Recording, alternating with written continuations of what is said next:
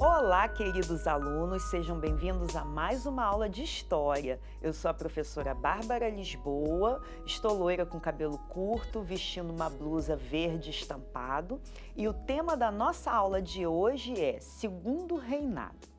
O Segundo Reinado foi o período em que Dom Pedro II governou e que corresponde a 1840 até 1889, que se encerra com a proclamação da República.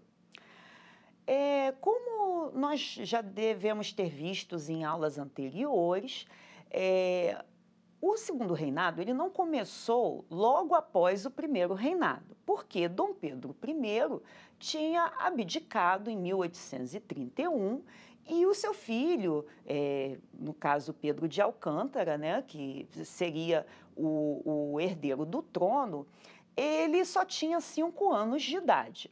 E nesse período, por ele ainda ser criança, até que ele atingisse a maioridade, o país seria governado por regentes, né? A monarquia ela continuaria, só que enquanto ele não atingisse essa maioridade, o governo seria ocupado por regentes. Só que em 1840 ocorreu o episódio conhecido como golpe da maioridade, que antecipou a maioridade de Pedro II, que acabou sendo coroado rei com 14 anos de idade. Esse movimento de antecipação da maioridade ocorreu principalmente com o apoio dos liberais, porque nesse período regencial haviam muitos conflitos entre os grupos de liberais e conservadores na permanência do poder e nessa gestão, nesse governo. Só que os liberais que queriam recuperar o poder que estava na mão dos conservadores no gabinete, acabaram apoiando essa antecipação da maioridade e então Dom Pedro II, né, foi coroado rei. E a partir de 1840 começa esse Segundo Reinado.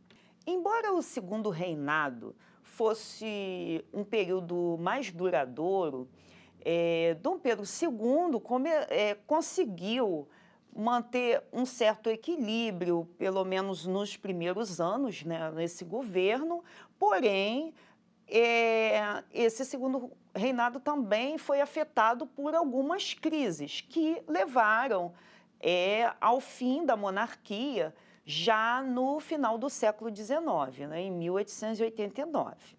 No campo político, o Segundo Reinado, nós tivemos 2 grupos políticos principais, né, ou 2 partidos, que era o Partido Liberal e o Conservador. E Dom Pedro II usou como estratégia para poder manter uma certa harmonia em seu governo e evitar conflitos, a alternância de poder entre esses grupos políticos no gabinete ministerial. Então, horas os conservadores assumiam o ministério e, em outro momento, os liberais. Não havia, assim, grandes divergências ideológicas entre esses 2 grupos. Apenas os conservadores, eles defendiam uma maior centralização política, um maior poder do governo central, enquanto os liberais defendiam uma maior autonomia para as províncias. E também, esses liberais, a maioria desses grupos estavam ligados a profissionais liberais e também a setores ligados à agricultura do mercado interno, enquanto os conservadores eram formados, né, por grupos de cafeicultores e grandes latifundiários. Então, quando ocorria a eleição de deputados e senadores, formava-se o gabinete, né, o ministério. E quando Dom Pedro II percebia que havia uma permanência muito tempo de um determinado grupo, ele utilizava do poder moderador para poder dissolver esse gabinete e colocar o outro grupo no poder. Então, com essa alternância, ele acabava atendendo aos desejos, né, de ambos grupos políticos. Esse período também ficou conhecido como parlamentarismo às avessas, por causa dessa alternância de poder e desse poder também que era dado a esses grupos políticos. Nessa imagem, vemos a caricatura de Faria, publicada em O Mequetrefe, de 19 de janeiro de 1878. Nela, Dom Pedro, eixo central do carrossel girado pela velha diplomacia, segura os cavalinhos que representam os partidos conservador e liberal. Ainda assim, no início do Segundo Reinado, ainda ocorreram algumas revoltas, alguns conflitos, como o que ocorreu em São Paulo e Minas Gerais em 1842, uma revolta de liberais, né, protestando contra o governo, e também a conhecida Praieira, que ocorreu em 1848 em Pernambuco, que também teve a participação de setores populares. Mas essas revoltas foram contornadas, né, pelo governo central.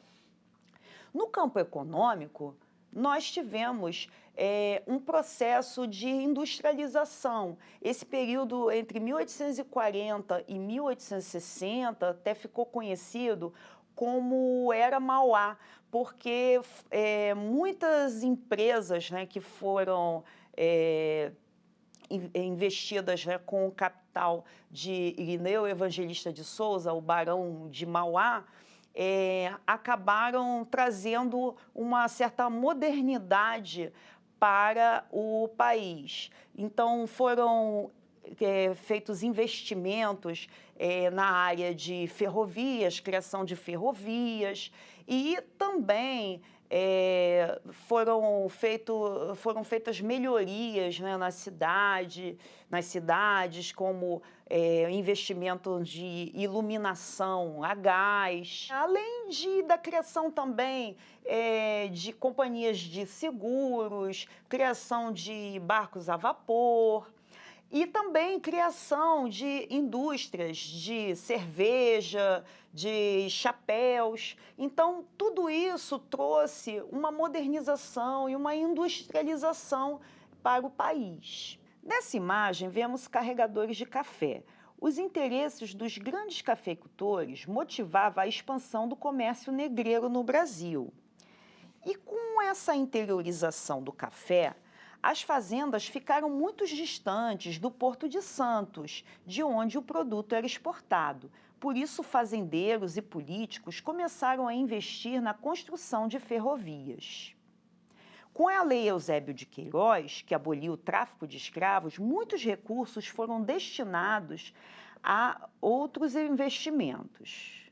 Nas últimas décadas do Segundo Reinado, nós já vamos perceber alguns conflitos entre o imperador e alguns setores da sociedade, que vão acabar levando ao fim da monarquia e à proclamação da República. Entre essas crises que ocorreram já no final do Segundo Reinado, nós podemos destacar a resistência, né, à escravidão, né, o movimento abolicionista e a resistência dos escravizados, né, lutando pelo fim da escravidão. A Guerra do Paraguai foi uma outra questão também que gerou uma certa crise entre, principalmente, né, o imperador e as Forças Armadas. E também ainda ocorreram alguns conflitos com cafeicultores do Oeste Paulista e ainda alguns setores da igreja. Com relação à abolição da escravidão, A partir de 1850 foi estipulada a Lei Eusébio de Queiroz, que proibia o tráfico de escravizados. Essa lei, ela teve origem mais por uma questão da pressão inglesa em relação à abolição. Até porque os ingleses também tinham certos interesses, né, em abolir a escravidão, né, principalmente na América, por conta do seu comércio, né, da expansão da sua indústria. E, além disso, nós tivemos os setores na sociedade também que lutaram pelo fim da escravidão. Foi criado o movimento abolicionista, que fazia propagandas em jornais, em panfletos, ajudava a comprar cartas de alforria para os escravizados, além também da própria resistência dos escravizados. E aí, a partir de então, foram criadas algumas leis que iam abolindo a escravidão de forma gradual, como a Lei do Ventre Livre, em 1871, que tornava os filhos de escravizados libertos a partir daquela data, se bem que eles poderiam trabalhar, os seus serviços poderiam ser utilizados até 21 anos de idade. A Lei dos Sexagenários, já em 1885, que abolia a escravidão para escravizados a partir de 60 anos. E, finalmente, em 1888, a abolição da escravidão, que foi por também uma questão de pressão. Não foi um movimento de livre e espontânea vontade do governo, onde a princesa Isabel chegou e apenas assinou, decretando, né, a Lei Áurea e a libertação dos escravizados, né? Então, isso foi, na verdade, um produto de uma pressão, grande pressão desses setores, né, dos grupos de escravizados, movimento abolicionista.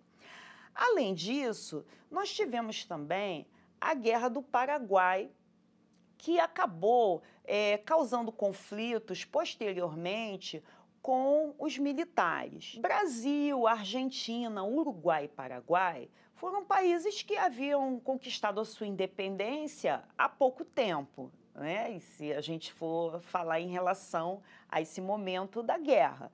Então, esses países temiam que um único país controlasse os rios Paraguai, o Rio Paraná e ainda o Rio da Prata, que eram locais importantes para o transporte, né, e o comércio, o transporte de mercadorias. Então, se apenas um único país dominasse o controle, né, tivesse o controle desses rios, isso prejudicaria e muito economicamente os países vizinhos. O Paraguai, que estava com uma economia em desenvolvimento, mais próspero, tentou se aliar ao presidente do Uruguai, que acabou sendo derrotado pelos brasileiros, né? E alguns rebeldes argentinos, e queriam formar uma única nação.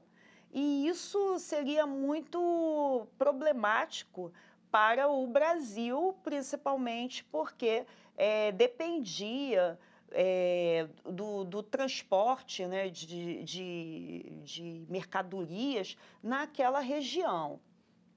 Então, a partir daí, começou um grande conflito, foi feita uma aliança entre o Brasil, o Uruguai e a Argentina para derrotar o Paraguai. Logo após a captura do vapor brasileiro Marquês de Olinda, que subia o rio Paraguai, a guerra foi deflagrada numa ofensiva paraguaia contra o Mato Grosso. Aqui nós vemos uma charge publicada em 31 de dezembro de 1865, no jornal humorístico paulista Diabo Coxo, ironizando o recrutamento compulsório do Exército Brasileiro. E aqui nós vemos oficiais brasileiros durante a Guerra do Paraguai.